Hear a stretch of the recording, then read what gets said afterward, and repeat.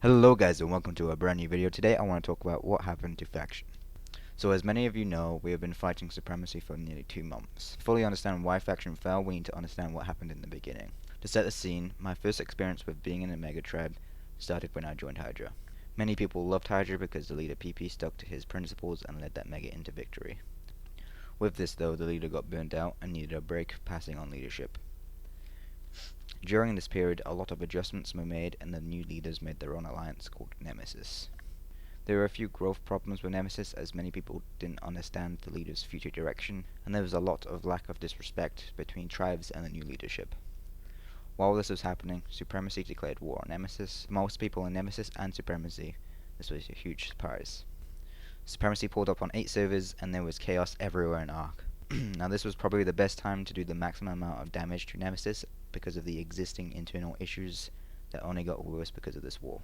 As Nemesis was slowly crumbling, the founder of Hydra came back to Ark, which caused a massive shift to where even our enemies at that time wanted to help fight Supremacy.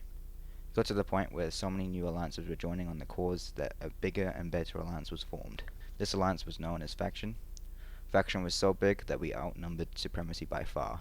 The only thing that was needed in order to bring down Supremacy was great leadership. Now don't get me wrong, Faction had some really good leaders, but cracks of the fall of Faction were beginning to show, when leaders were butting heads and struggling to have 40 people in a raid at once when we outnumbered Supremacy numbers. The leaders were arguing so much that eventually No Pants had an internal meeting and decided to leave Faction, which created a huge bunch of drama. Hobbs leaked out our Faction chat link, and Supremacy took over the chat.